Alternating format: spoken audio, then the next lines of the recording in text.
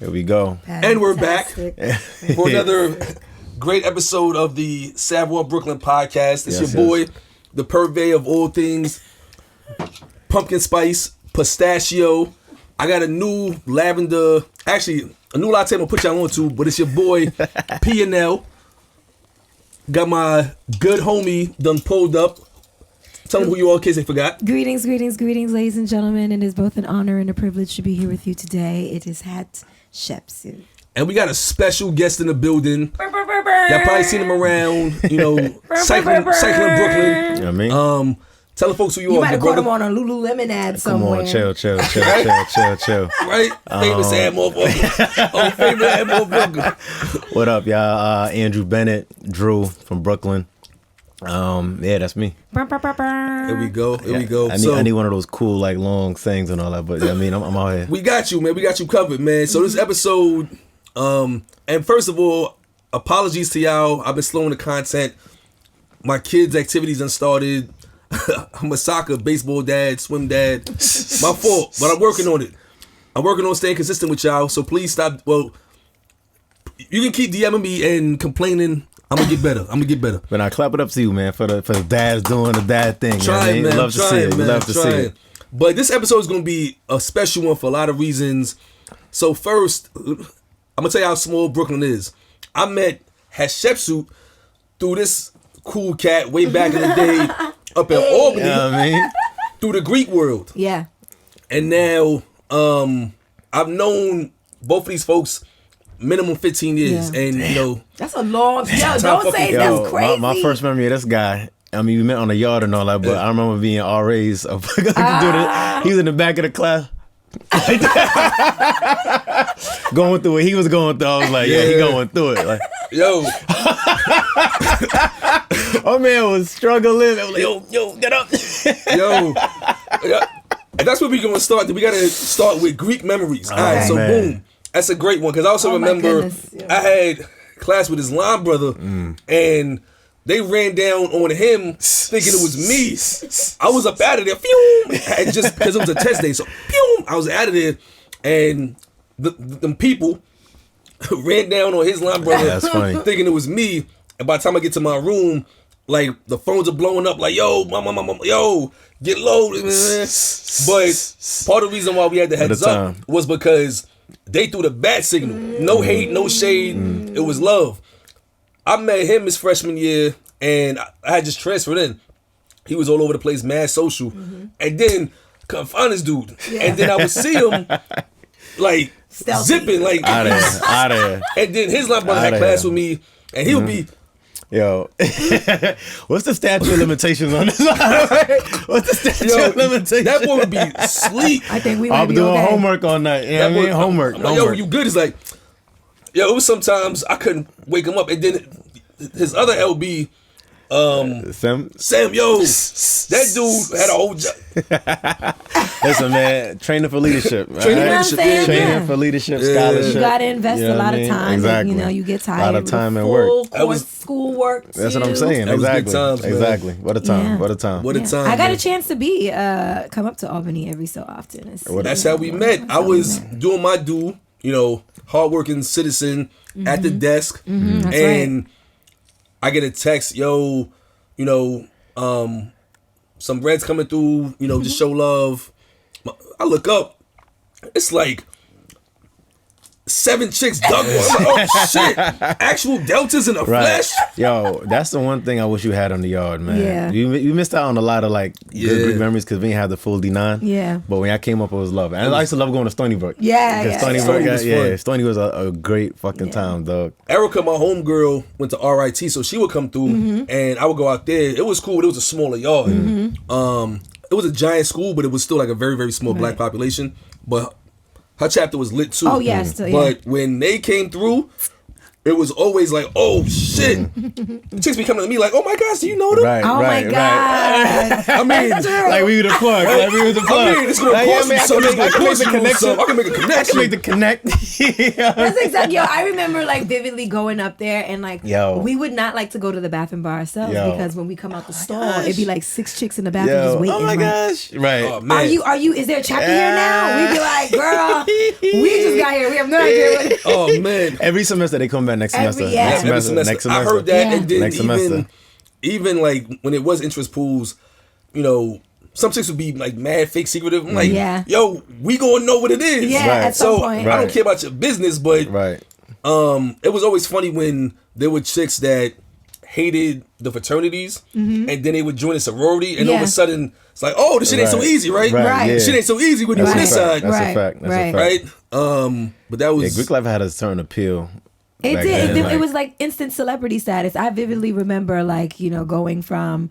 It was never really obscurity because I was very involved at Stony Brook, but like the day after the probate and all that, and your jacket's on, eyes be on you. The varsities. And it's the varsities. Listen, the varsity gate. When I never forget, it was one day we was in the AD Green. Oh my god! And we came in through the Tiki season too. Like yes, I always had it on me. Oh my god! They don't even wear Para no more. We don't even do Tikis They anymore. don't do Tiki. They don't do Para no more. And next semester I don't wear Para. What the fuck out of here? Para's not as cool. Yeah, I got Para on now. Yeah, that's fine. I appreciate it. It's up to the times. You know what I mean? But like, Para hasn't made a full shift to like keep up with what it is now with fashion and all that. You know what's interesting? You know, maybe we should talk offline. There is I remember talking to someone. I'm in the cultural event production space, so I remember. What does that mean in layman's terms? In layman's terms, it means that often use these big ass words.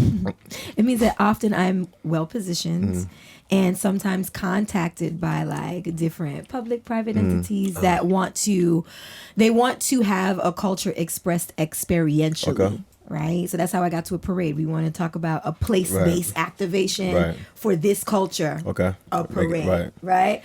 It's very important to be in tune with the culture. Absolutely, and so I love doing it. You know, I was able to do that fella party and stuff like that. So like when it came, like I had been asked over my career in ComDev.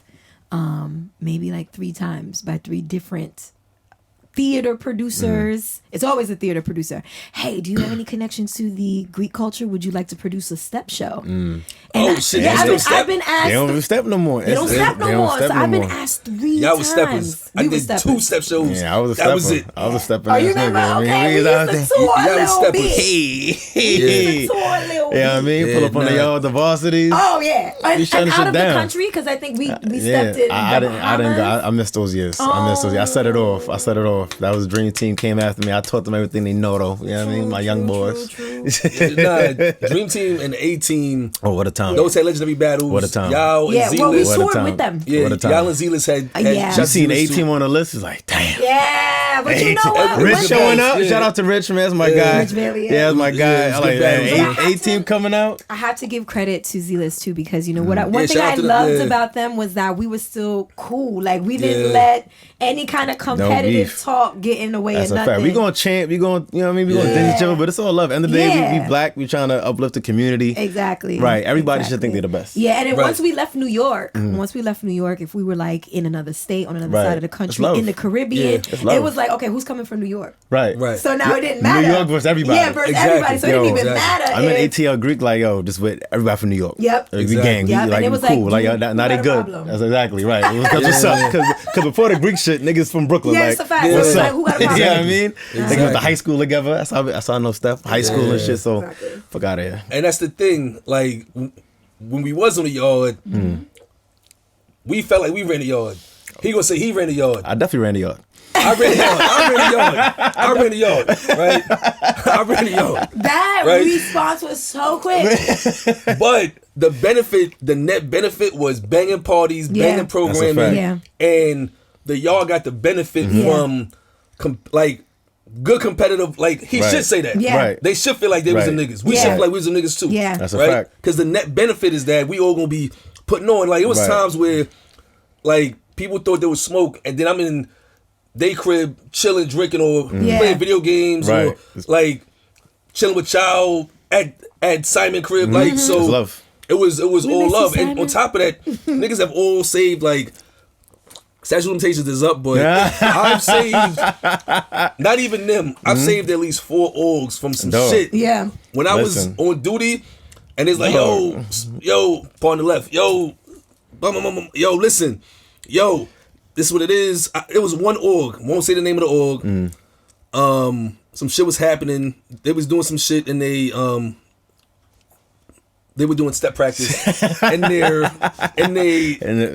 vestibule, in their suite, and I get the call, hey, these guys are beating shit out of this guy. So I call the person in charge of the whole shit, and I'm like, yo, heard some shit. It's like, oh, I don't show him. I said, listen, cut the shit. You got 5 minutes because niggas is coming over there. Yeah. Like, I didn't call them. They already got called. So you got 5 minutes. Right. Next day, I see his step team on campus, and one of them that I knew mumbled as he walked by, yo, good looks. Yeah.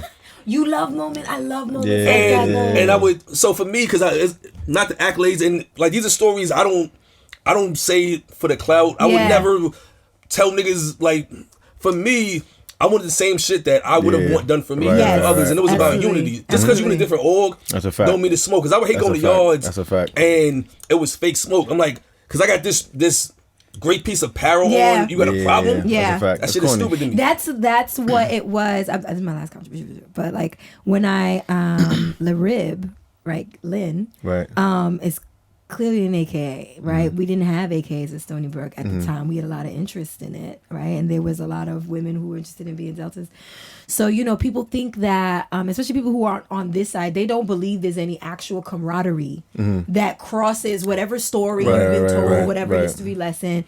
And so, you know, folks they're giving smoke to the Deltas because they're like, AKs are coming back. We don't even like y'all. And then I probate, and it's a church of AKs that show up. And they show up for me. And I thought it was hilarious because we would go on that rest of that whole year, even into the fall, where every time all these girls who were super interested in AK thought that in order to qualify, they had to kind of be nasty to us. Then here comes all these AKAs, and who they hang out with us. So it was like...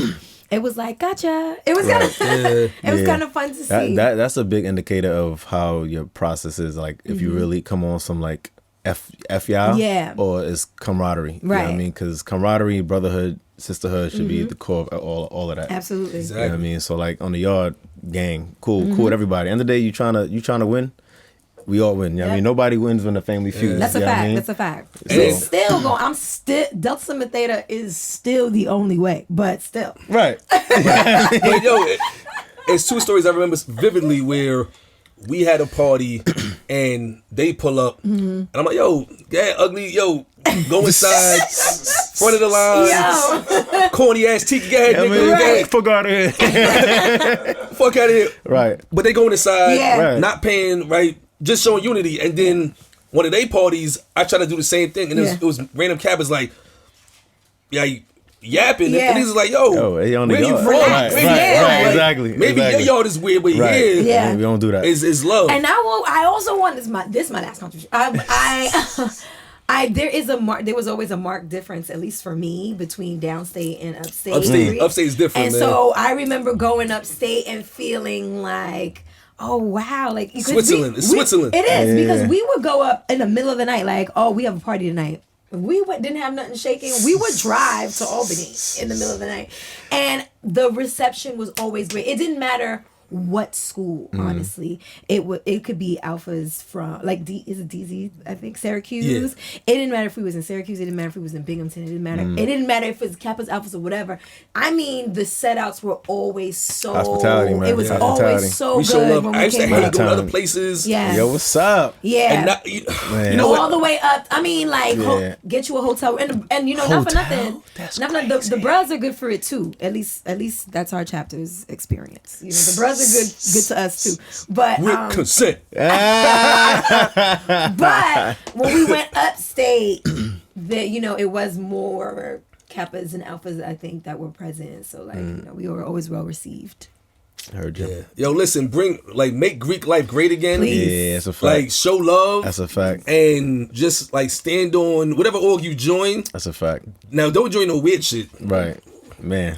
And whatever happens to you, baby, as a result of that is on you. That's on you. You gotta do your research, man. Don't join some weird shit and then, like, look, I'm a Theta Lambda Xau. Right. And no disrespect to Theta Lambda Xau. I don't know if that's a real thing. Somebody out there is like, damn, they caught a random straight. Oh, man. Oh, Ricky, right. They caught a random straight. Like, my fault. Damn, but don't do that, though. They crossed today, like. Right. They found us as 30. Yo, matter of fact, they found us as 30. Oh, shit. They found us going to jump in my DMs. Who the fuck you talking to, nigga? Oh my God. Yo, I seen a stroll video. I think it was probably at like Keen, and it was mad old strolling. I got step back here. And then in the comments, it was just like somebody from MPAC was just like, funny how they don't want our struggle, but they want our culture. Throwing a random shot at mad Nalfo orgs. So Nalfo was like, yo, you didn't found us, this and the third. And somebody was like, yo, but you're literally doing NPHC shit when you're strolling. That's a fact. And they was going back and forth. So, like, I was eating some jalapeno chips, just reading the comments, like, oh, shit, they going ham with each other. Jalapeno chips are the best, like, comment section. comment section appetizer, absolutely. But the comment section is gold. Yeah. Gold. Yeah. But I ain't gonna get into the nitty gritty of MPAC Nalfo. On my yard, it was love. Shout out to my duns at LUL. We love the LSU. What up? SLU. We love those are my guys. Those are my guys. Yeah. But we love LUL. Hi, LUL. Oh, those are my guys. Those are my guys. LSU's too, like, solid people. But some orgs had like a lot. I was about to do their chant. I was about to do somebody, not disrespect. They had some fire chants. They had some fire chants. Iota Alpha. Oh my God. The Tupac Power was my part. That's Deal like with Tupac it. Yeah. Damn, what a time, man. But SLU, SLU, we always got along really, really well with SLU at Stony Brook. And Sia's I used to love the betas. You know, we love. Oh shit! You got to edit that part. We got to edit that part. I want to go home. I want to go home. You don't have to edit anything. Literally.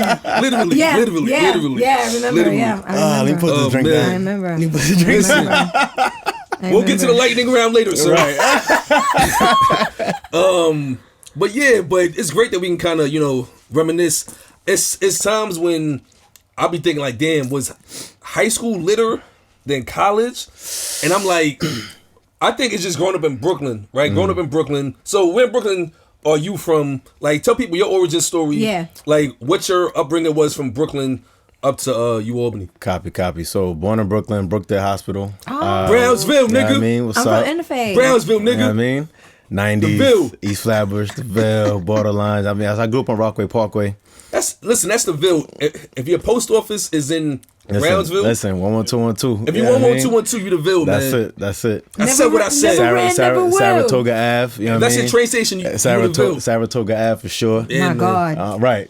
War zone. My God. Yo, I remember, walking down that block to hit Riverdale used to be fucking nuts. Yeah. Dog. Yeah. It's 7 o'clock in the morning. I'm just trying to get to school. Like, had to take the B60 to Schuyler. Wow. Yeah. Shout out to Schuyler. Shout out to Philippa Schuyler. I mean, the Ivy League of junior high school. Was back then. Was. Now it's a place with several different schools. That's a fact. Yeah, ain't no school like ain't no school the same no more. It's all broken down. Barton's still Barton though. Barton's still Barton. So grew up in the Ville, went to Schuyler, went to Clara Barton High School. The Barton coming, don't worry. Whose house? C-house. Whose house? C-house. You know what I mean? Then I went to... So how many penalty scares did you have in Barton? Chill. 0. Then I went to Albany, UA. Yeah. Bachelor's degree in social work, minor in Africana Studies. I minored in Africana Studies. Pledge Kappa. You know what I mean? Went to Indiana University. And I'm here. Wait, you picked Indiana on purpose because of the Kappa shit? Nah, that was my mentor as a noob. And he got me in. Shout out to Dr. Durgan's networking again. So I got a nice little scholarship. Yeah. You know what I mean? Wait, so you got in because you was black? That's why the Supreme Court didn't shut down affirmative action, yo. I got enough my academic accolades, you know what I mean? But I got the plug with the grad assistantship. I was a whole director. Yo, but so tell people that because people don't realize cats graduated with honors. Yeah, that's had multiple degrees. You know what I mean? Yeah. Being a girl, we partied hard, stayed up late, and we graduated. Hey, that sounds like a chant.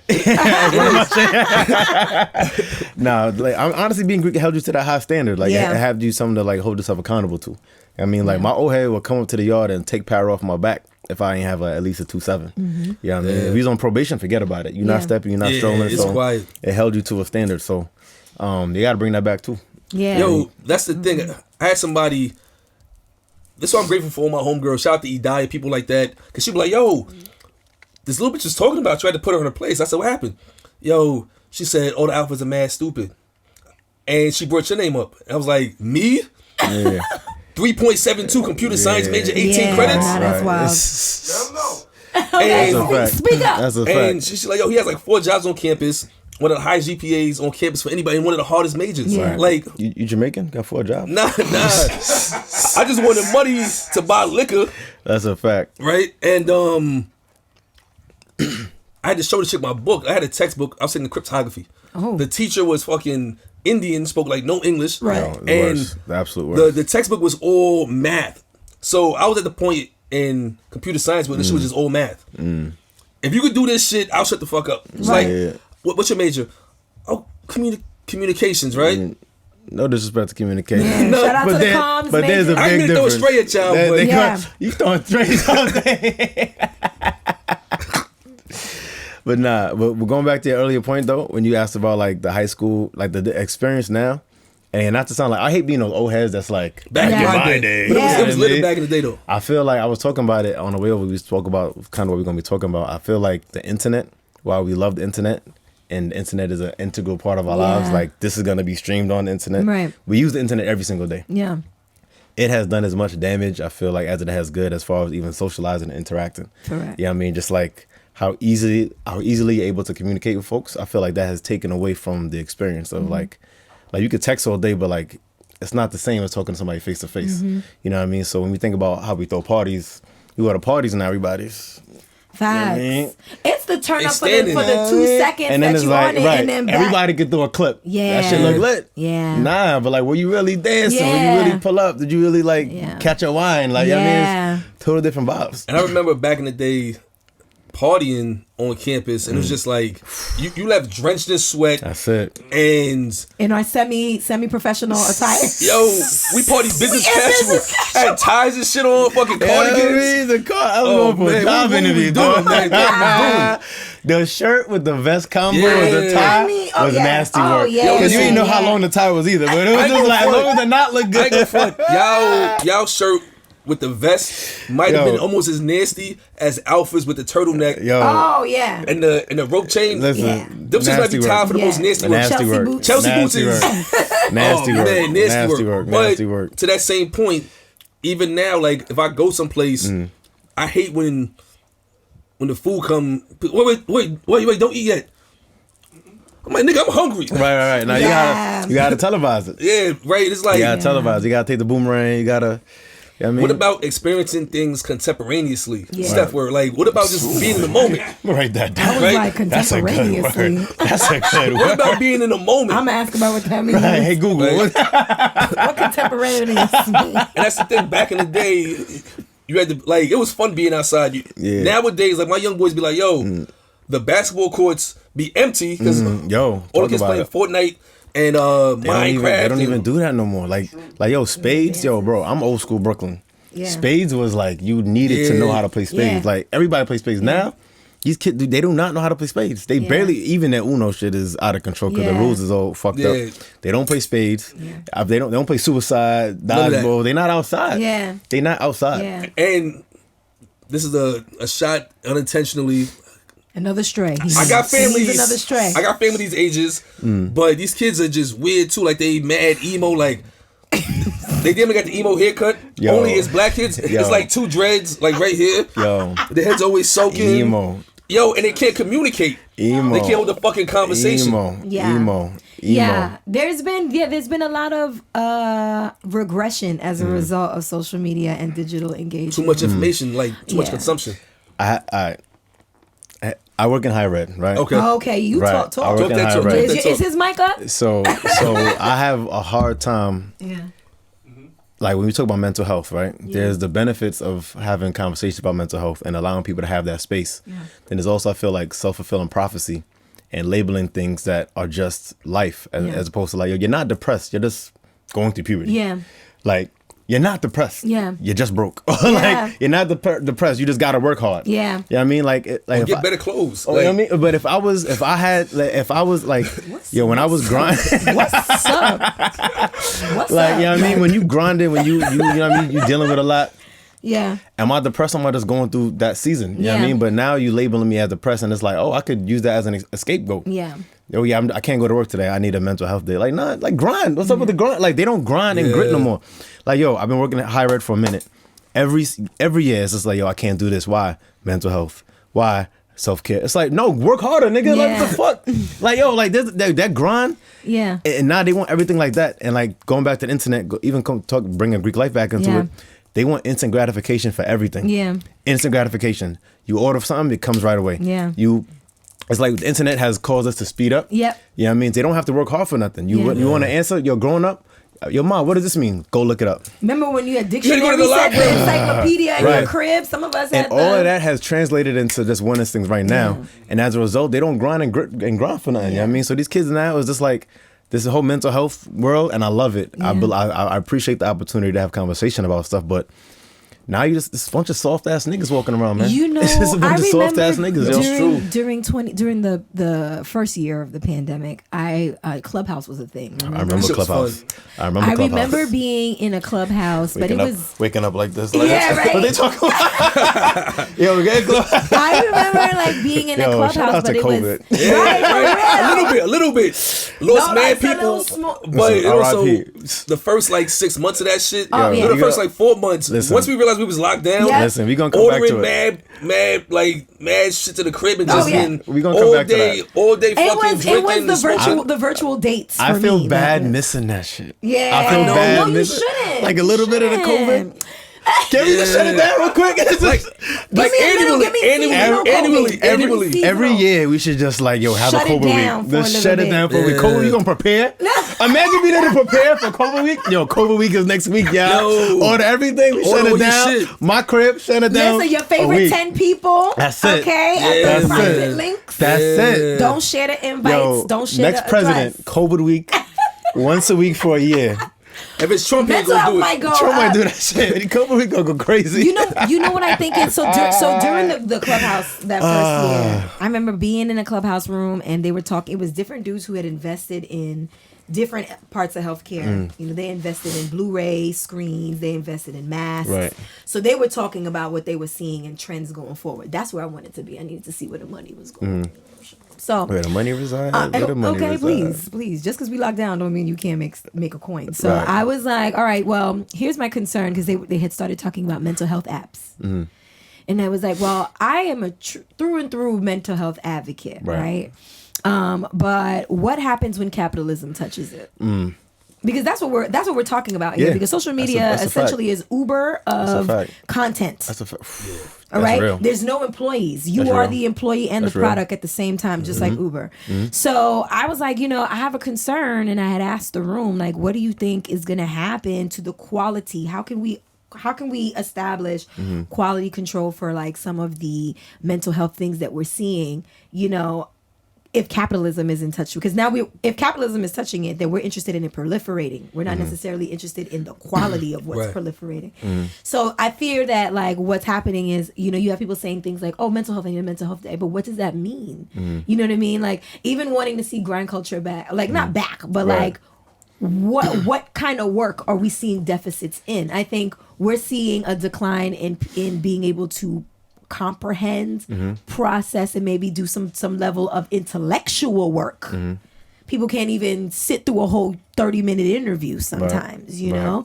So I think social media has done that, but like, and capitalism has helped make that terrible. But like in other areas of work, what other areas do you think you've seen regression in as a result of like the digital age? Dating. I'm not dating, but the shit I be hearing from my friends, like I'm not dating. I'm sitting there. Just in case everybody. Said, okay, I'm a married man. The dudes I knew that got all the business, it hit me like, bro, it's crazy out here. Nah, that's a fact. It's crazy out here. Yeah, I would say that like just the conversation, being again the interaction via text. Versus in person is different. Yeah, you know what I mean, it's just I would to answer your question. It's the interaction. It's the social piece. We're like kind of socially autistic now. Yo, on that same point, I got dudes that got the business like, yo, bro, we wrapping up. She ordered like a porterhouse to go. That shit wasn't for us. She got me. That's what her son. She got me. Taekwon needs a steak. Or it's chicks that will, get with a dude and the nigga won't want to go home. Yeah. So they catching hobosexuals and the dudes catching brunch scammers and lunch scammers. We've talked about, the bottle rats. Like, bottle rats have transformed you got chicks saying shit like, you can't take them to different spots. Like, a date, like, the biggest thing I've heard is that the definition of a date has been fucked up. And it's social media, right? Because you got people putting facades on social media, right? Like, oh, I gotta have X, so I gotta have Y. This facade of, or this illusion of luxury, when in reality, it ain't their fucking life, right? But because I was like, what did the macaroni balls do to y'all from the Cheesecake Factory? What happened? That's a big ass menu. Speaking of strays, Cheesecake Factory woke up like, yo, what did I do? What did I do? After all I done for y'all, y'all gonna do this to me? You motherfuckers! Oh, you niggas! You know what I mean? You gonna do this to me? Okay. All right.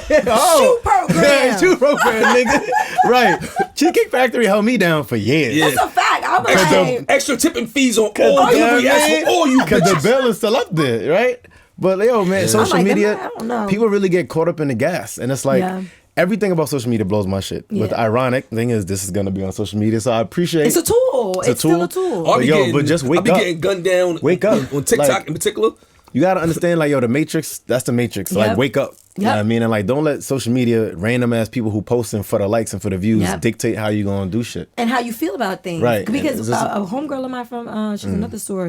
We had joked that this was the zombie apocalypse. Like, this is it. Everyone waiting for another biochemical attack when really it's your thought process. We live amongst digital sheep. Yo, on that same point, that's a ball. I think about the moments recently that have gone the most viral, and I remember when this is my reformed me kicking in here, so I'm self-filtering live. I'm gonna say some wild shit. A social media personality said that she couldn't date a 9-to-5er. Okay, and some people was like, "Look at your eyebrows, you ain't that bad." What she was trying to say was, I think, based on her current lifestyle, she needed somebody that had a more fluid schedule. But people were like, yo, but last year you worked at Walmart.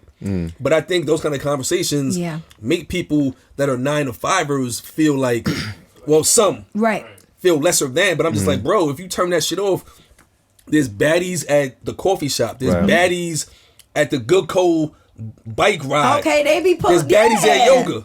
Right? So if you just unplug from that shit and actually just... I told my young cousin, like, he was like, yo, teach me the game, Ghost. I said, yo, listen, bro. Teach me the game, Ghost. All you gotta do, and it's funny, that day, I was actually wearing, like, my J. St. Patrick P coat, too. Oh, my God. But, shout out to Ghost. We miss you, dog. Fuck Tariq. I said, bro, all you gotta do is just show up, ask questions, and be different than the other kids. Well, how? I said, well, what are they doing? Oh, they're, being like mean to the chicks, and I said, well, you can't be all the way nice. Right. You gotta be a little. Is that the I heard this is science. That's the science. You can't be all the way nice. I'm currently in a studio. It's just right. But I'm telling them, I'm just like, yo, bro, just here. Like, if you like her, does she like you? Well, I don't know. Well, if you don't know if she likes you or not, you got to find out. And if you find out that she doesn't like you, next one. Yeah. But there's no but.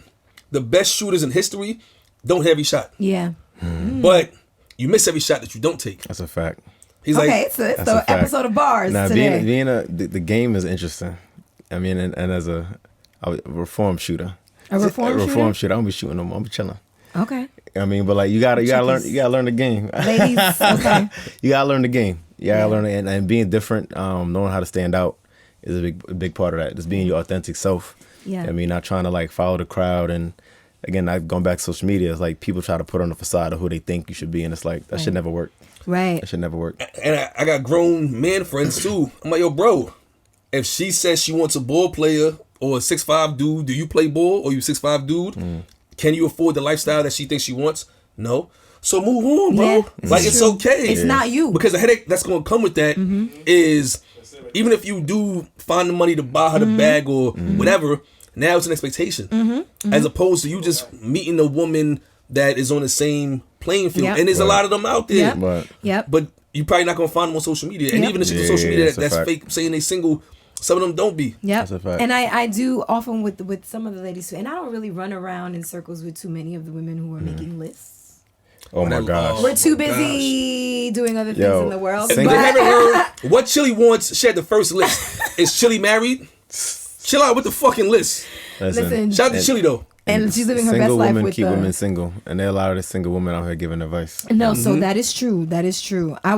What I like to share with some of the ladies is that, like, with some of these men, a lot of people want like these guys that have like extensive wallets and all kinds of stuff. And I'm like, if that man is generating at a certain level, that means his time also might look like he's generating. Niggas with time ain't got no money. Niggas with money ain't got no time. No, but that's what I'm saying. Men that are typically involved in a lot of things don't have the luxury of time. So if you are looking for a breaded up dude, you have to expect to fill your own calendar with some shit you got going on because he's not around, right? And then beyond that, you know, there are, I think I love to make the distinguish the difference between a man who has the resources but is not generous. Like, just because you got a man who got a bag, if he's not generous or he's not kind, like that's the terrible situation to be in, because you with a man who can help you but won't. Help her do what? Well, help her, like, I guess whatever her goal is. If she thinks she's getting her lifestyle, essentially, I'm talking to those women though. The women who think that they're gonna get with someone who has a very big bag, who is supposed to pay her way, right? It's like it's Abbott Elementary. What do you mean Abbott Elementary? No, I'm looking at the camera. The screen is up. I'm just saying. Oh, I get what you're saying. Like breaking the third wall. Yeah. Right. No, it's, that's how I looked at you. I was like, no, but essentially, where you going with this? No, I'm essentially speaking to the women who think that, you know, they see on Instagram this guy spends a lot of money. That does not mean that man with all that money is a generous man. It also does not mean that man is kind. They also say that you attract birds with bread. So if you flashing bread around, you're going to attract women that are into that. Yeah. And conversely, what drives me crazy is women be in bra and panties for likes on the gram and then get mad when niggas just want to see them in their bra and panties. I mean, it's nasty out there. Yeah, it's scary out there. I still don't know why anybody's getting naked on there. People are. No, I don't mind it. I don't mind it. I don't understand. The social media place is a marketplace. Like, we have to know it's a marketplace. So it's wild. It's out of control, man. I wish, like, when I see that, I'm like, Thanos was right, man. Right? You know, the world needs correcting. You selling box? That's a fact. I mean, some people are prostituting. And that's another message. Just some women, like, when it's like, oh, I need him to fly me out and do I need you to realize that some of that is prostitution. Listen, if you ever want to, all right, ladies, some of that is prostitution. Okay, if you gotta spend X amount, a flight is involved. What you're technically doing is giving this man a rider. It's nasty work. Dubai Reddit is fucking crazy. It's nasty. We call that a rider. Okay. Right. Essentially, a tech rider. Right. Like, I need these requirements before whatever happens in Dubai. Right. What, you know what I'm saying? If whatever happens in Dubai, then what did you just do? It was a transaction. Right. You get what I'm saying? So, like, all I'm saying too, because I'm in agreement. It's pretty much what you see is not always what you get. Right. And I don't want people to walk into that thinking that they're doing one thing when they're really doing something. Yeah, they come home pissed off. Right. We get it. And it's rare that people's social media energy matches their energy in real life. Yeah. It's this is true. So it's like, yo, people put on the facade all the time, man. Everybody here lying for the next person. That chef is gonna get mad at me for that last thing I said, because they leaving Dubai pissed off. Because of the pee in Dubai. Ew. But I mean, those are conscious decisions. One, I don't like. Listen, if you are an escort and you this is your job, then go ahead and make your money. You know what I'm saying? Own it. Like, I respect sex workers, but it's the women. Vagina's one of the oldest commodities in the world. Yeah, listen, the people who don't make it on the Forbes list because they have too much money, they make their money in pussy. Like, we know that. Yeah, they make it in with sex. You know what I'm saying? So we know that. That's why I'm like, if a woman is gonna own her own product, then go do it. Own it, Go do it. But like, it's people who think that what they're doing is like a Pretty Woman movie. It's like, no, ma'am, that's not it. It's not. That went way over their heads. Oh, like Julia Roberts in the all our people that ain't 80s babies is like Pretty Woman movie. Yeah, okay. So I mean, a Pretty Woman was a movie where this prostitute essentially got with a rich man who picked her up off the street and changed her life. Pretty much. That's the movie. I never sat through it, but that's the plot. But my thing is, like, it's not the reality for a lot of people, and there's a lot of intersectional reasons as to why a lot of people who maybe look like me don't end up in those. What's interesting though about dating and all of that is, like, I think we are in an interesting time in life where 20, 30, 40 years ago, women's role in society, it's shifted, right? Like 40 years ago, I don't think the average woman was making what the average man is making. Mm-hmm. And they're still not, right? But it's changed. 100. It's flipped. Like, women are making it back now. Mm-hmm. Like, it's at least in my circle, it's not uncommon for a woman to make as much as I make or more. Mm-hmm. You know what I mean? So that's shifted, but the expectations of men and women have kind of stayed the same, where you still want a man to be a provider and all that, when back then that we were providing because y'all didn't have. Mm-hmm. But now it's like there's this level of like expectation or entitlement that a lot of women still have. Because on the first date, who's paying? The man. The second day, who's paying? Right? And back in the day, it was the same thing, but because of what the roles in society were different. So now there's like this level of like expectation or like entitlement that's still there. And y'all pick and choose a lot of times when y'all want to be catered to and when you want to be independent, when you want to be a boss. And that flows into the relationship and has caused a lot of like just gender wars. If you look at the comment section, Instagram is a gender war on everything. Everything is a battle. I sat out of the gender wars. Everything is a battle. Time, you know. Oh, listen, sometimes in the morning, like I'm taking my morning poop, I'm reading, they going crazy on the show. Now in the morning poop. That's the best comment section. Nigga, my legs be falling asleep. I'm trying to stand up. I can't stand. That's a fact. Should be crazy. You know what I mean? But gender wars are really as a result of like, we don't necessarily, I won't say we know our place in society, but it's shifted so much with these expectations that have not shifted, and we just got to figure out what works for you. Yeah, absolutely. I think the answer does come down to an individual one, but I would agree with you that there are shifts in the cultural expectations. But I think what would help us have educated conversations is if we take into consideration what came with the culture back then, like what gave us that system where, because it wasn't that women didn't work. They couldn't. It was a time where women couldn't have a bank account unless your husband was on it. So we're talking about time. We're talking about time. every day it's a fight for my life. Every time I fight for my life. Y'all killing shit. I'm fighting for my life.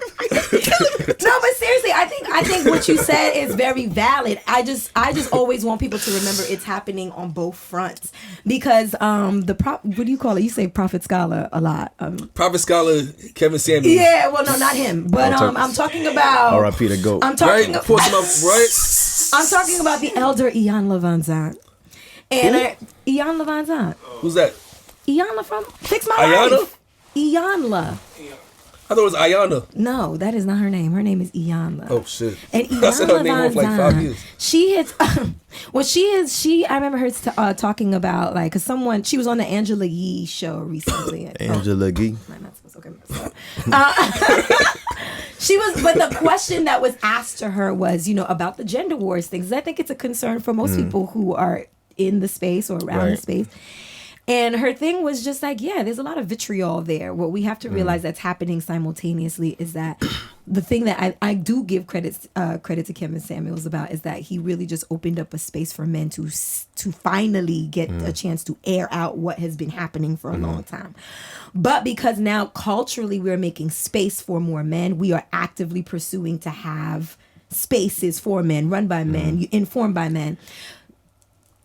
Go ahead. she says that, you know, what we're seeing is a lot of men who are in the infantile stage of their own emotional reconnection. So you have brothers in the comment section who are killing every woman in the comments, and it's not because it's not because they really hate women. Yeah. It's really because it's the first time they tapping in with the feelings of maybe what some woman actually did to them that was really awful. So we just need to take that into consideration when we're facing a man that way, that it might not have nothing to do with you. This is probably just a brother who might be in the very beginning of like reconnecting with what's going on with him. And so we have to learn to have space for that while not being not doing the self-fulfilling prophecy, not getting defensive to the point where we're like, and you ain't shit, that's why, you know. No, it's not that, you know. What I wanted to respond to is, it's interesting because I agree with everything you said, and I think that as soon as we create space for men to talk, a lot of men, and I'll talk for myself, as soon as I get vulnerable, it's usually weaponized against me. I feel like they could, you know, attack me with that, or flip the script, like y'all are master flippers, you know what I mean? So as soon as I say my emotions, and it's like, oh well, what about me? Or like, so it's easy to flip. And now you got this new thing, oh, he's sassy, it's the sassy man era.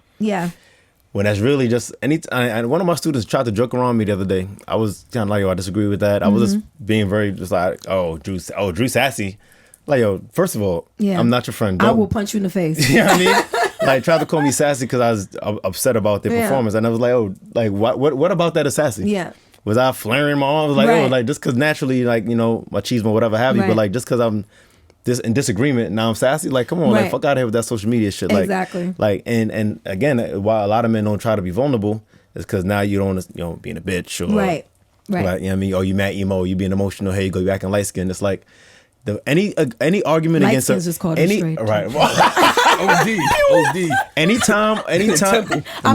Nine times out of 10, if you try to joke on a man or insult a man, it's you come at their masculinity. Absolutely. It's automatically that, because that's the soft spot. Absolutely. And it's just like, yo, come on, like. Absolutely, you're not wrong. This is why I like to read books on intersectionality. Audre Lorde talks about this a lot.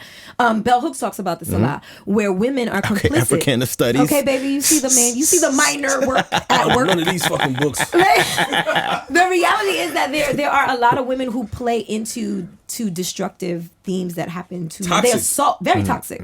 And what happens is that we don't realize that it's in us. It's in everybody. All the harmful themes is embedded in our culture because we were conditioned in this system. Right.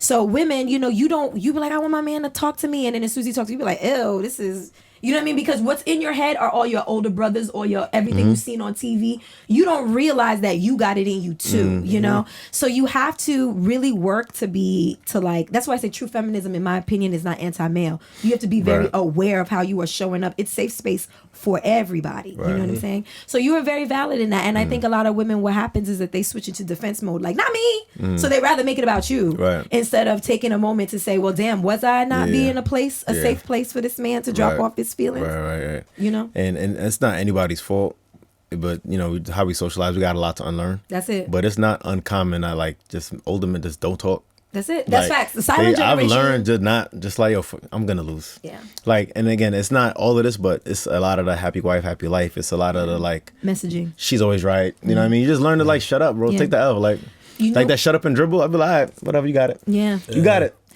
You know what's interesting? In this right now moment, I'm making this connection because I can't speak to the male. I would never try to speak from your space, but you know, when women are sharing, something that I've encountered is like, you know, you're sharing why you're upset about something, you may become upset, and you'll get labeled crazy. You'll get labeled. Now, chicks do be bugging. No, I'm not saying chicks don't, but I'm just saying that sometimes people, they don't want to hear what you got to say. Sam agrees. I'm not saying that they don't, you know, like, but what I am saying is that sometimes you're not ready to hear what she's saying, so it's easier to just dismiss her and call her emotional. And I think right now, in this right now moment, I feel like that's what's happening to y'all, is that you're not being hyper emotional, you're not saying things that are beyond understanding. You are just finally being honest about how you feel, and some women are now acting like some of the men they complain about, where it's like, oh, you being sassy. No, you're not being. No, that man's not being sassy. That man's being honest with you. And if a chick says you being sassy because you just saying how you feel, you know she needs a good ride.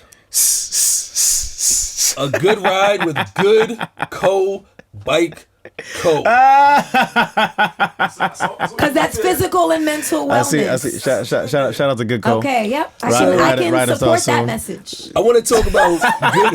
I was like, where the fuck? Good Co Bike Club.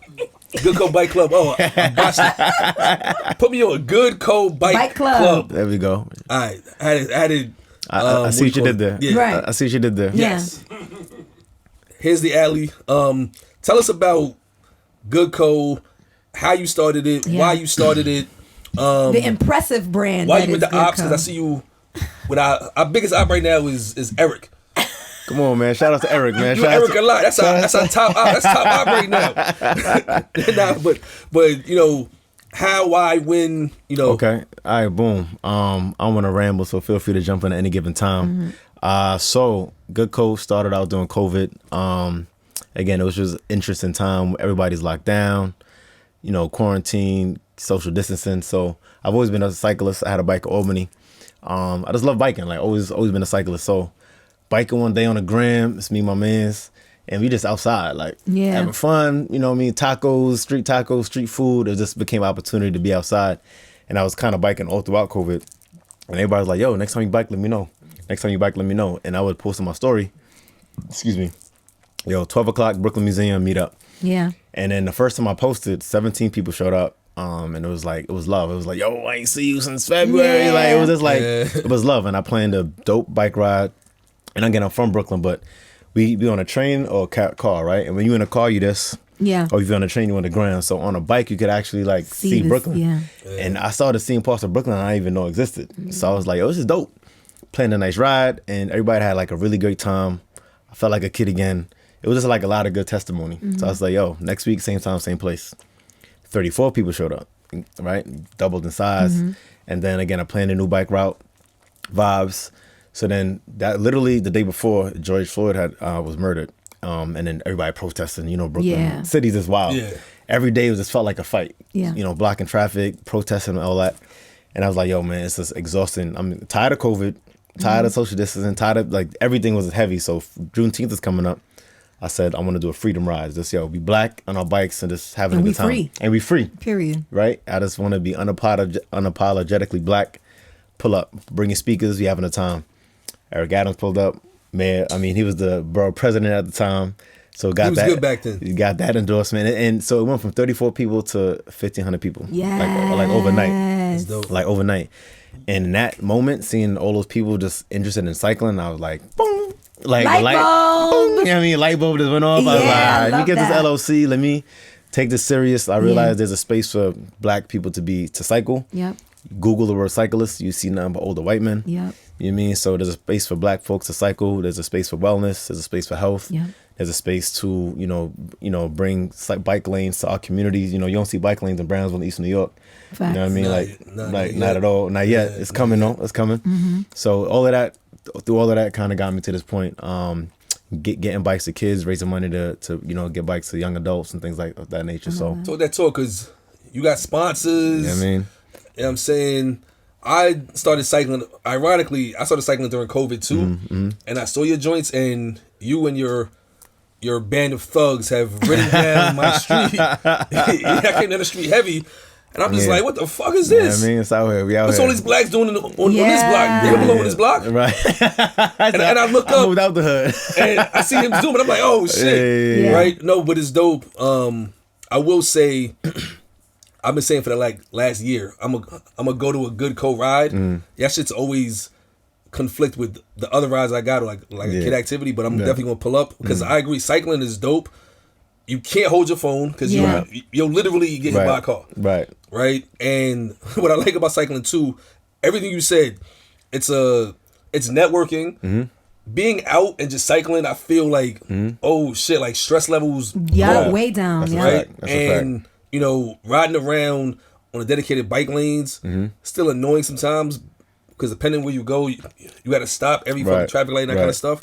But the city has done a lot. There's mad shit in this city, and this is part of the reason why I can't leave New York. Right. They've done mad shit to make it so you can be more, outside. Yeah. Right? Like there's an entire bike path going up the west side. Yeah. There's an entire bike, like this mad dope ass bike path you can take. Yeah, every year the city, I mean, again, I know he's an interesting category, but he's a cyclist himself. And I'm not pro E, I'm not anti E. Eric, we on a first name basis. Yeah, okay, say that. But no, they do a lot to expand green spaces and cycling infrastructure. Just again, it's about being outside and like, you know, nobody wants CO2 emission and, you know, we're trying to worry about our carbon footprint. So he's done a lot with that, like Bike New York and Transportation Alternative Department of Transportation to make New York City a more cycle-friendly environment. Like, I don't have a car. Yeah, no. So two out of three people. I got a dadmobile. You got a dadmobile. You got a whip. He a dad too. So I mean, so we're gonna say 50% of people don't have a car, right? Just off the stats alone. And like, yo, commuting, getting from point A to point B, it's eco-friendly. It's exercise. It's wellness. I mean, so it's dope, man. And like, it's community. It's community. Yo, that's the thing I realized too. Like, I took a bike ride. I rode to New Jersey from Brooklyn. Dope ride. Tourists stayed the fuck out the bike lane on the west side. I almost ran somebody over. And the thing is, as you know, you going that fast, you're doing like 25, 30. You're moving. To stop, you're moving. I could risk breaking something on me. Right. Yeah. Which is why bike lanes and pedestrian lanes are important. You know what I mean? So people be like in the bike lane, like, right. I'm like, move. On the phone. On your right. So if it's like a kid or like somebody black, like on your right. Yeah, it's a fact. If you're obnoxious, move, bitch. Right. But riding up to Teaneck, no, Fort Lee. Yeah, Fort Lee was right over the. First of all, I wanted to die because it was like bridge. Yeah, you get used to it though. Right. That's probably one of my longest rides, but it was like the flat rides are fine. I could go forever. Yeah, but the ones at the hill, the inclines. Yeah. Bridges fuck you up because you got to get to the bridge, so you got to go up. But when we got to the rest stop, it was dope because it was like a Dominican bike club. Oh, it was like it's a fact. Another black bike club. Shout out to Major Taylor. It was mad clubs, and I think what's so crazy is that as I've gotten older and I've seen more shit, I realized this mad dope shit that I don't think they hide it from us, and you can't hide it anymore because of the internet. Right. But it's like all of the cool healthy shit is deemed white. Swim. That's a fact. Swim. Yoga. Yep. Right. Cycling. Yeah. That's white shit. It's white shit. Right. I've been riding through. But why is it white shit? You know what I mean? Right. Well, that's because the marketing. It's training, right? Right. I've ridden through Calitoville in the whole suit. He's talking about Flatbush, y'all. In the whole suit. I got a cycling suit on, and I get to the red light, unclip, and is cats on the corner like, look at this nigga. I'm like, yeah, look at me, nigga. Yeah. Right, you know what I mean? Broke ass clicks. I'm out of there, but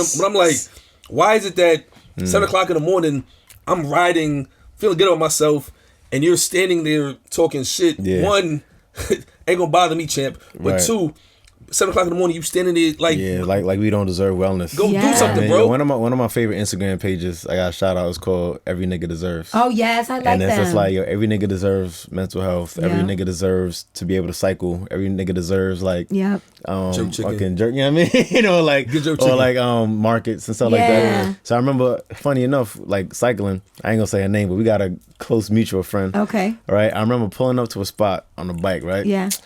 Broke ass nigga, you can't. I'm like, oh, you don't got a car? I said, I like to bike. Why can't bike? Why can't bike? Like having a bike on is the equivalent of being broke or not having a car. Like, and some bikes cost bread. Listen, but my bike's a bread. My bike like 5 G's with a city bike. Yeah, shout out to City Bike. They wanted to sponsor. Shout out to City Bike. You know what I mean? Of course. That part, with a city bike. Here's the only thing about these outdoorsy sports. Yeah. Golf, swim, cycling. Cycling's fucking like his bike 5 G's. Yeah. 5 G's is like that's on the middle low end. Let me not say the brands. Yeah, we ain't gotta do that. But to that same point, my first bike. Looking for sponsors. Yes, we are. My first bike was $300, and it was trash. It was I tried to ride through Prospect Park with that shit. I almost had a heart attack. No. And then I went and got like an actual road bike. Yeah. And that shit wasn't even crazy either. But it's like, the cats I ride with been doing this shit so long, so they practice bike is like a 10-pack. Right. But these bikes, some of them you can lift with your finger. Yeah. And it's different components and shit that go into it, right? But it's just like, yes, it's expensive, but also like it's an investment in your health. Absolutely. Right? I think anything is like good bikes ain't cheap bikes ain't good. Same thing with tattoos. Good tattoos ain't cheap tattoos ain't good. But since we're on a cycling tip, it don't take a lot to invest to just to start because city bike is affordable. Yeah. You know I mean, but that's a start. You know I mean, I mean, there's plenty, but you get a bike for $200-$300. So, or you get a bike for. Are they black owned bike brands? Yes, that's a great question. I got one. I got one. I shout out. Line 3 bikes. Line 3 bikes. Line 3. Line 3. Yeah, it's a bike shop or it's a bike brand. It's a bike brand. Okay, that's all good. custom bikes, all custom made. Oh. Like, Line 3. Line 3. Okay. Fire, Line 3. Fire bikes. Shout out to my guy. Okay. Fire, like Kendall from the everything a bike. You're not gonna see anybody switch your bike. You pick the handle, the brim, the frame, all that. Get your name on it. That. Fire. And can you tell people the differences between the types of bikes and what are like what's a good entry point? Yes. Yeah, that's a great good entry point. I think getting a nice hybrid. Price wise, I mean, it depends who you're talking to. I don't want to count nobody's pockets, you know what I mean? But I think a good $1,000 to $1,500 bike is a nice, good investment. Something that's gonna. Because what you're gonna do is buy a used bike for $200-$300. You're gonna love it, and then like, damn, I need more expensive. Yeah. So just invest right from the jump, because you're gonna be tired of that bike in a few months. People gonna be lapping you and all that. So nice $1,500. I mean, 12. Give you something nice. What do you think about the little foldable bikes? Yo, so Brompton. I mean, shout out brands and all that. Whatever. Yeah. Brompton is a nice one that I've been looking at. Brompton, we need you to be just as kind to Good Co Bike Company, please. Thank you. I don't mind them. I think there's bike snobs. Okay. Right, like they got the $20,000 bike, but yo, end of the day, point A to point B. Like, can you beat me? Or, or not. But also, it's like it's commuting. So I don't know. I used to be a bike snob. Okay. Now e-bikes, I love them. I like the foldable ones. E-bikes are kind of cool. I love. I've done the city bike e-bikes. I love e-bike because sometimes I'm not trying to ride to race. Yeah, I'm just trying to get there. Sometimes I'm right. I want to sweat. Apple Watch. Yeah. Sometimes I'm going to brunch. Yeah, that's a fact. So I'm usually on an e-bike to get somewhere. Right. So then avoid Prospect Park, because Prospect Park. If you got niggas sizing you up like right. I ride in Prospect Park and I lap the park. Those laps, listen. There's a couple hills. That hill is crazy. Yeah, that back hill is crazy. That hill's OD. That back hill is crazy. I've seen people on city bikes. On city bikes, damn near. I'm like, change your gear. Listen, it's February. If this was May, I would have biked it, but I ain't want to sweat, so I'd have probably took my e-bike. Yeah. Calm vibes, calm ride, but. So it depends on what you're trying to do. Okay. So the person who is like, okay, you know what? I've been looking at Good Co Bike Company company for a little bit, and I think I'm ready for the next ride. What should they think about? Like, if you're talking like that, I don't know. Because those people, no, fuck with you. Those people don't come. But no. We do a lot. So it's winter time now, so we do a lot of events. We have a membership platform. Through Discord and through Patreon. And then you get onto the Discord. So. You got a Patreon? You got a Patreon. Listen, that's good. Let's Good Co. Shit, I know the So hold on, talk that talk. The Patreon, what you get merch. Listen, you get movie nights. Discounts. What's the tiers? You get what discounts tier to merch. Just one tier. We kind of dialed back a little bit, but one tier, discounts on everything that we do. Access to the rides. We access have to the joints that we riding to. Yo, it be joints, y'all. We pulling up. I mean, it's a community, so we network within the community. We work with different brands. Hey, listen, if it's a reality, it is we work a reality. with the Nets. We work with the Liberty. So that's tickets, Broadway, free access to shows. It's just like it's a community that has been able to like network within the city, and like we have access to like just a lot of dope shit. And you guys are placemakers. Yeah. You guys are in the placemaking. Yeah, I mean, so you guys doing any distance rides? Yeah, facts. We got tiers for all of that. For beginners, if you're just starting, we do beginner ride. So every time you ride, we let you know what tier it is. So I see that joint on the so you could do it. You're gonna be doing the easy ride, a couple blocks. Sometimes it's ride for vibes. Sometimes it's ride to see a destination. Yeah. Sometimes like, yo, we ought to put in miles today. So it depends on your experience. But I think there's something for everybody. And we do a lot of work with the community. We do community service events. And even like I said, off bikes, like net tickets. We just went to a game on Thursday. That's dope. I'm gonna come to the next net game. Yeah, next net game we have access to is to the Hawks on the 29th. Okay, yeah. Yeah, I got like 100 tickets to give out within our community. That's so dope. I've made a lot of dope connections with Good Co. And like if you are a part of the community, that's how you benefit. I love that. That's dope. That's dope. Yo, this is very important information. This is dope, man. Before we let you get ahead though, we got to do our lightning round. The super tough questions. Are you ready? For these. Are you ready? Yeah. I might have to. Let me put this drink down. I get honest when I'm drinking. All right. First one. Indie love. Okay. or the Reds? Oh, wow. Answer, choose wisely. Choose, you know what I mean? I gotta go with the Reds. Period. We knew that. We knew the answer. I gotta go with the Reds, man. I love the Reds, man. Steph, like, it was more than just Steph, but yo, me and Pi Delta, we go back, you know what I mean? Yeah, like Nike Airs and Chris T's, okay, you know what I mean? I don't know if you want to associate with Diddy and P. Diddy these days. Change your nickname. You have to change your nickname. Listen, we've been here doing the thing for a long time. All right. UA then. Oh, that's it. UA then on campus, or UA now. No, actually, UA then. So UA then to me is like 05 to like 10, 11. Okay. UA now, I guess they call themselves like 12 to like 15. Nah, UA then all day. We had a time. We had a time. That's obvious. Pre-social media vibes. You know what I mean? Empire. Yeah, UA then. 100%. Okay. Betas or the K's? I'm gonna go with the K's. Period. Be smart. Yeah, I'm gonna go with the K's. Yo, he dodged it too easily. I gotta go with the K's. I gotta go with the K's. Thought I had him there. The Betas don't fuck with me. That's another episode, I guess. I don't have no comment. Brownsville or Crown Heights? That's a good question. Give me more. In terms of if you had to pick one that means, like, which neighborhood would you rather, all things considered equal, if you had a bunch of cash to cop a crib in Ville or Crown Heights? I'm gonna go Crown Heights, man. I love the hood, but the hood don't love you, man. That's a fact. That's a fact. You know what I mean? And I'm somebody that gives back constantly, man, but the hood don't love you, B. I feel that in my bones. The hood don't love you. What you're saying. Yeah. The words of Drew Bennett are not the words of P&L. P&L loves Brownsville. Yo, man, I love the Ville. I go back, my family still live there, but the hood don't love you, B. Yeah. I hear you. Sometimes you gotta. That's a fact. Sometimes you gotta love people from afar. There you go. Word. Lulu. That's it. Secure les valises. There you go. Okay. It's Lulu. Thanks, Lulu. You got something? There you go. Thanks, Lulu. All right. Marry one. No, not even marry. Keep one in the yard. Bring one to the yard. Or boot one from the yard. Betas, Reds, and SG Rose. Alright, so I went to Albany. Damn. Said that. So it's a loaded question on purpose. If you're gonna bring one to the yard, you're gonna bring the Deltas to the yard. We're missing the Deltas. That should have been lit. That's the easy part. That's the easy part. We gonna I love the Betas. We're gonna boot the Betas. And we're gonna keep the SG Rose. Okay. He's like, did I do good? Is anybody mad? Right. We'll find out in the comments. Yeah. In the text. Go, please do. Snyder wings or peppers?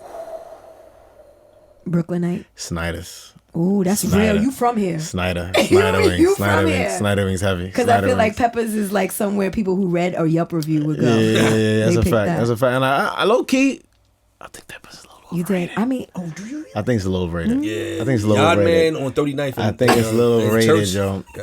Listen, dry peppers sometimes. Yeah, you know what? I'm gonna do it. Peppers. I had a catering order from y'all's birthday party. Yo, bring it up, B. The fucking chicken. Yo. I walked in. Hey, good morning. Oyawan. Yeah. Yo, they be rude. And I'm like, hey, what's wrong with you? General, I'm picking up a catering order. Yeah. Mind them catering order. Yo, I'm thinking man's going to grab the shit out the joint. No, this shit was sitting there. Doom, chopped it up. Yo, this shit was dry as shit. Peppers are slightly overrated. Peppers are Utica. The name is bigger than the outcome, to be honest. Keeping it real, like, I got mad local spots. Like, Yard Man. Yo, Brucey's on 95th on Church. A lot of spots there. They rude too, but they're food valid. Yeah. You know what I mean? Speaking of 95th and Church, pizza-wise, well, shit is going now, but if you could bring it back, the pizza shop on Saratoga between Riverdale and Livonia. Right there. Or Tony's on Church and 95th. Tony! Yo, dog, you from the Ville.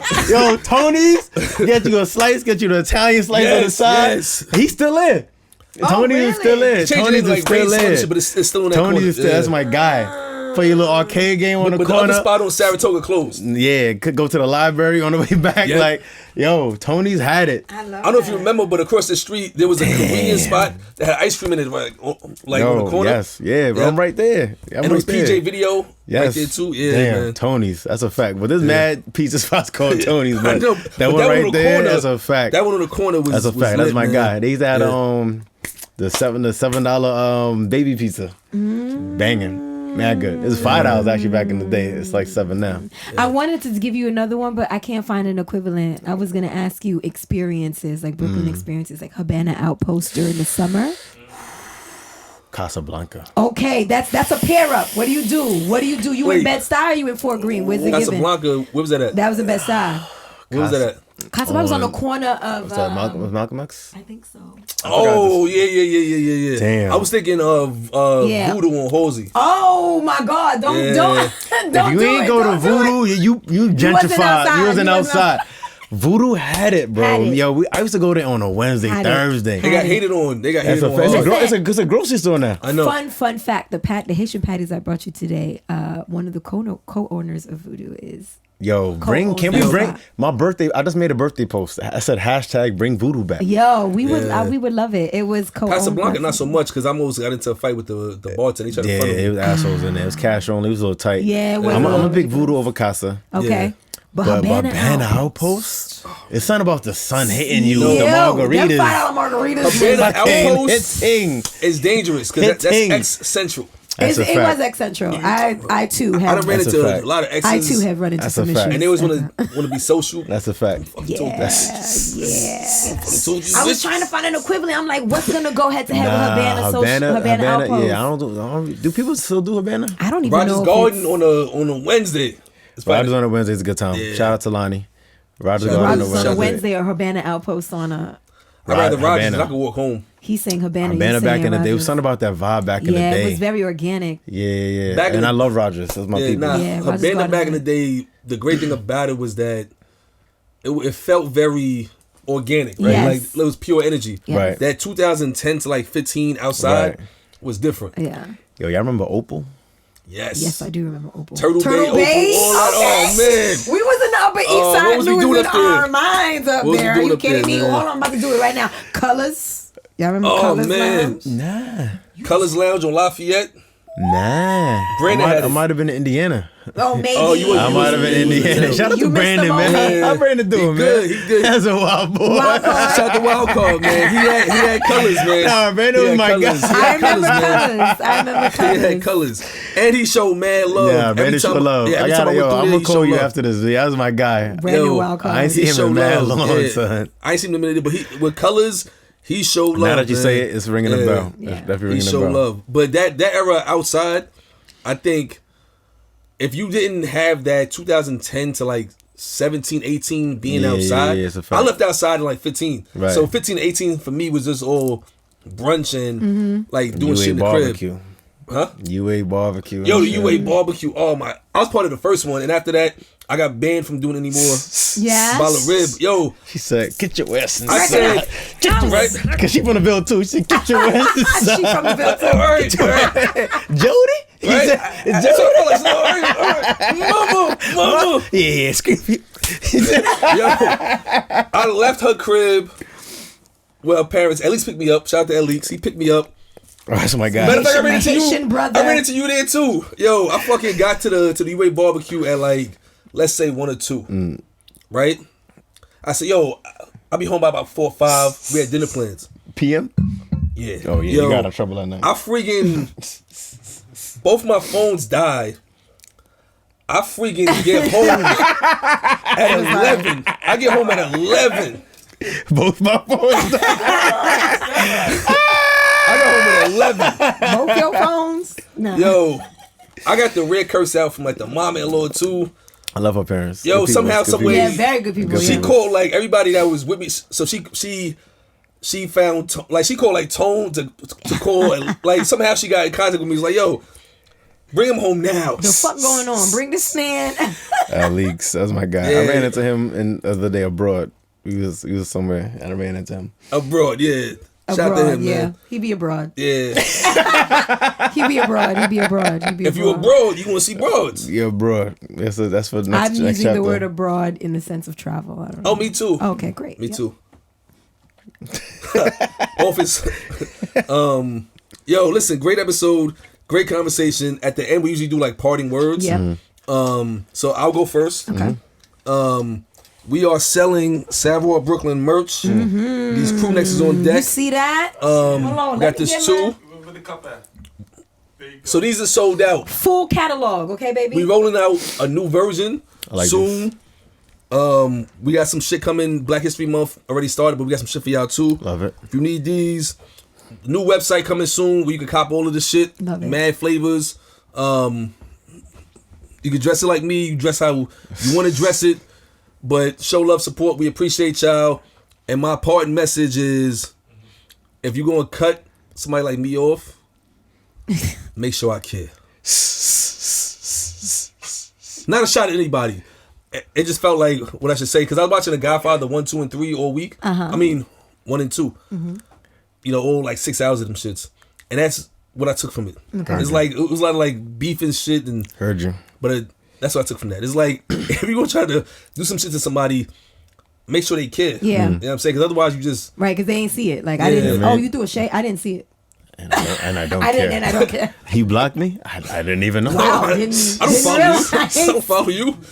Didn't realize. I was about to start up a whole nother conversation. Yeah, right? No, it's true. What time to drink? Like, yeah, because I blocked you. I said, I didn't know. I didn't know. I didn't. Yo, why would I know? I want to say something. But I don't want to get your mans in trouble. Parting words. I have an offering actually tomorrow morning. Offering? An offering. Tributes? No. I'm hosting. She calls her dudes tributes. I don't. So. Every episode of the show, P&L has called these men tributes. I didn't call them that. So the background is that a long time ago, we had an episode called Cars and Bumpers. Not Shinsia. W Magnum. No, the other chick. What's her name? Oh shit, Shinsia? I love her. Shen Yang. It was this other chick said, "Bump upon the forehead." Yeah, so I'm like, I thought it was W Magnum. Can't remember her name, but she said bump upon the forehead. Yeah. And after that, she started saying, well, beep, beep. Some people, beep, the reality is... And describing how she deals with dudes. That's not true. I wasn't just doing the description, but the reality So that's where that came from. Some people don't mind risking their life, and it's up to them. It's consent. Consent is sexy. Fellas, this is what y'all got to deal with. I need women, women is offering y'all up to compactors. Well, here's my offering. This is my offering. This is my offering. My offering is yoga. Okay, tomorrow morning at 10 a.m. I am hosting. By the time this come out, it's gonna be. Oh shoot. Yeah. Well, you know what? I'll give you a later date then.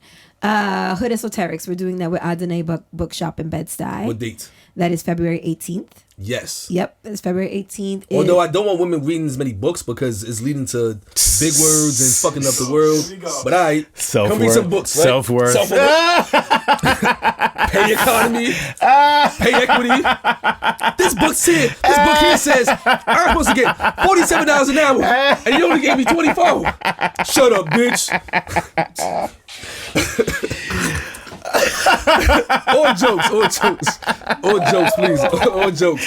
But Mr. Johnson, this book here says I deserve a day off at least twice a week. Oh shit! Let's wrap this shit. I kid. No edits. I kid. Cut this man mic off. We're gonna let the comments do the comments. That's the plug. You gotta unplug that shit. But February 18th. Yes. Listen, I'm gonna pull up. Yes, February 18th. Love bookstores. Bookstores got joints. Clearly, is all the baddies is at the bookstore. Go to the bookstore, grab you a baddie. Can I give the people the offering? I'm sorry. The offering. The program is called, so I run something called Hood Esoterics. It's like a humanities course for the public on esoteric knowledge, hidden occult knowledge. And so February 18th, we're doing, it's called Hoodoo Herbalism and Native American Ancestor Worship. And so we have a multimedia indigenous artist, Dennis Red Moon Darkeem, who is going to be featured, and then a Black woman herbalist, Crystal M. She's going to be speaking to us about how Black people have been using herbs since the beginning of time. And that's February 18th. It's free. It's at Adene, Black woman-owned boutique shop in Brownsville. Well, Brownsville, Best-Eye. And so, is it up the hill? It's on Ralph. Like, she's deep. I don't know I don't remember the cross street. Is it past? I just know the address. Is it past Eastern Parkway? Yes. So it's up the hill. Yeah. So then, it's an Ocean Hill. It's an Ocean Hill. Yes. And so we are growing a really organic community. It's really, really nice. It's that room is gonna smell like cocoa butter. Yes. And shea butter. And shea butter. And it's a really nice environment that we have over there. Shout out to all the froze in the room. Yeah. You know what I mean? Yeah. And all the vegans. It's true. Like, we be having a good time over there talking about the stars. So if anybody's interested, that's what's February 18th. And y'all love Erykah Badu. Mm-hmm. And then the last thing I Maya? That should have been a versus challenge. Yeah. Okay. Okay. Actually, no. Oh, damn. It's a good choice. I don't know. Maya, if you I don't know. But my last thing is really just to be kind. We don't know what people are facing on the street. Everybody has a backstory. So when you're interacting, just be gentle. There you go.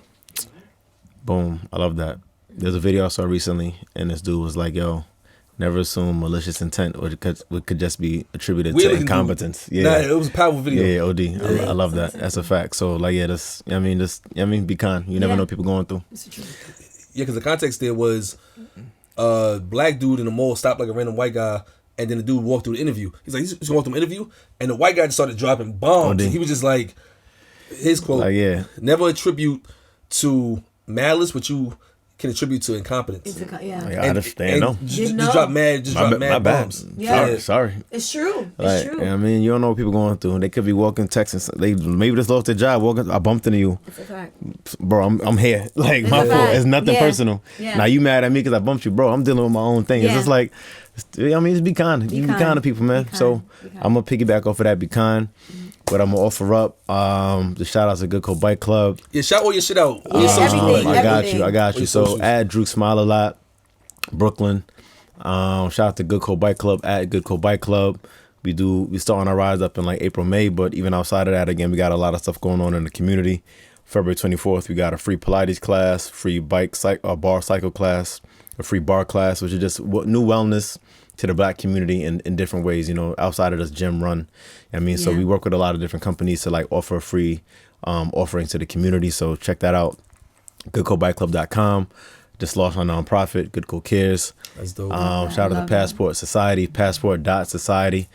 We curate group trips for millennials. So next trip coming soon, October 2024. Oh my gosh, it's my birthday month. You know what I mean? Pop out. I have not gone. It's going to be joints there. You know what I mean? It's I seen the pictures. I seen them. Pop out. You know what I mean? We out there too. You know what I mean? You know what I mean? So that's what I'm all my saying. friends is, you know what I mean? We out there. Give me something to look at. And yeah, just, stay tuned, follow the page. Why not? And I guess my offering outside of being kind, I would just say, just take care of your bodies. Mm-hmm. You know what I mean? My birthday is next week. You February too. 22nd, but I'm on the other side of the zodiac. That's a fact. Nah, but you gang. Pisces, man. You gang. Pisces. I'm turning 30 something. You know what I mean? He's turning 30 something plus also. Yeah. You know what I mean? We out there. So just take care of your bodies, man. Like as much as I push wellness for business and all that, but like you got one body. Yeah. You know what I mean? So I hate seeing people like deal with health struggles that they could have avoided. You know what I mean? So even though we sipping, we drinking, but I'm in the gym. I was in the gym, you know what I mean? I taught yoga before I got here. 5 a.m. this morning. You know what I mean? Exactly. I watched Power before I got here. You know what I mean? Watch what you put in your bodies. Eat healthy. Yeah. You know what I mean? Take care of your mind, take care of your bodies and all that. And live life. On that same note, before I forget, shout out to Food for Niggas on Rogers and Bergen. Please get your seeded watermelon. Seeded watermelon. Really? They got dragon fruit, star fruit, star apples. Yes. Dope. Rogers Bergen? Yep. Yeah, food for Negus. Spelled Negus. She makes really good food too. Yep. Okay. It's a market / not really restaurant, but it's dope. Mm-hmm. I ran in there one day. Was like, yo, I'm trying to find some shit, and she was actually there. I was like, I saw you on the gram. She's like, oh, whatever you need, I'll repost it, blah blah blah. Mad cool, great inventory. Seeded watermelon. Apparently, you can eat the seeds and everything. Yes, you can. Yep. And it's extra good for you. Okay. They got sour sop. Sour sop too. Which is anti-cancer properties too. Sour sop is great. Offline, I want to ask you when to cut it because I always buy them and them shits go. Oh, it's bad. Yeah. They take too long. Yeah. Them shits is like 10 a wop. Them yeah, they're expensive. But nah, shout out to they got everything there. They got whole flour like semolina. Yeah. They got purple sea moss. They got all the fruits. Sea moss daily. Yep. Yeah. That's a fact. Yep. That's a fact. Yep. But yeah, over and out.